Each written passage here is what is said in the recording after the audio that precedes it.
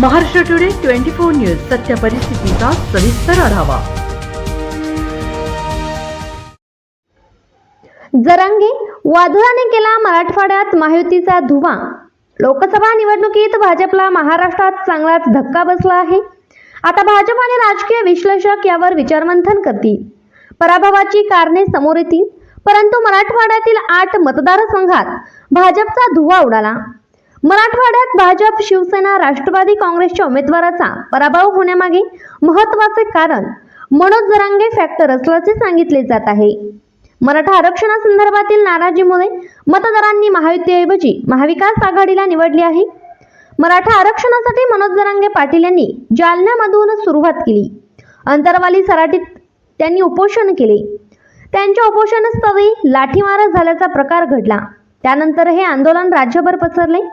मनोज जरांगे पाटील यांनी 2 वेळा उपोषण केले, परंतु त्यांची सगळे सोयरे यांची मागणी पूर्ण झाली नाही। त्यामुळे मराठा समाजातील नाराजीचा फटका महायुतीला बसला। मराठवाड्यातील 6 ठिकाणी भाजप, शिवसेना, राष्ट्रवादी उमेदवारांचा पराभव झाला। मराठवाड्यात शिवसेना, ठाकरे गट आणि काँग्रेसला चांगले यश मिळाले। जालन्यामध्ये काँग्रेसचे कल्याण काळे, काँग्रेसचे शिवाजीराव कागळे, लातूर, नांदेडमधून काँग्रेसचे वसंतराव चव्हाण, हिंगोलीतून ठाकरे गटाचे नागेश पाटील, धाराशिवमधून ठाकरे गटाचे ओमराजे निंबाळकर, परभणी ठाकरे गटाचे संजय जाधव निवडून आले आहेत। महाराष्ट्र टुडे मराठीसाठी ब्युरो रिपोर्ट मेहबूब शेख, मराठवाडा। यांनी जसं मला आंदोलनात हलक्यात घेतलं होतं तसं राजकारण सुद्धा हलक्यात नाही घ्यायचं। बरं, तुम्ही आता जी आपल्या पुढील आंदोलनाची किंवा राजकीय भूमिकेची जी लाईन ओढली ती प्रस्थापित विरुद्ध विस्थापित, मग विस्थापिताचे उमेदवार देणार का प्रस्थापित पक्षाचे किंवा कोणी प्रवेश केला तर तसे उमेदवार देणार, याबाबत आपली काय भूमिका आहे? प्रवेश म्हणजे आमचं परत पाहिजे सर्वात थोडा होईल। हे बघा, आता 20ला क्लिअरच चित्र करू आपण। 20ला सॉरी 30ला आपण क्लिअरच करू। 2 वेळी सांगितलेलं आहे, गावात जायचं, तालुक्यात जायचं, जिल्ह्यात जायचं आणि एकच विचारायचं, निवडणूक मराठ्यांनी लढायची का आणि अपक्ष सगळ्यात मिळून एकच उमेदवार द्यायचा।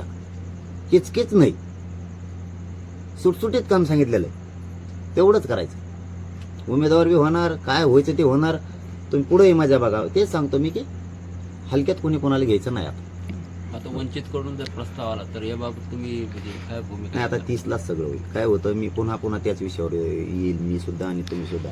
ते शेवटी आता समाजाच्या हातात मी सूत्र दिले सगळे, म्हणजे समाजाशी चर्चा करून पुढील निर्णय। हा, त्या दिवशी झालाय, परंतु तेवढ्यावर न करता गावात राहिलेल्या मायबापांना सुद्धा सन्मान देणं गरजेचं आहे महाराष्ट्रातल्या। म्हणून त्यांना विचारणं काय अवघड आहे? त्यांना विचारायचं, करायचं आहे का आणि एक उमेदवार द्यायचा आहे का? आजच महाराष्ट्र टुडे 24 न्यूजला सबस्क्राईब करा आणि सत्य परिस्थितीचा सविस्तर आढावा पहा।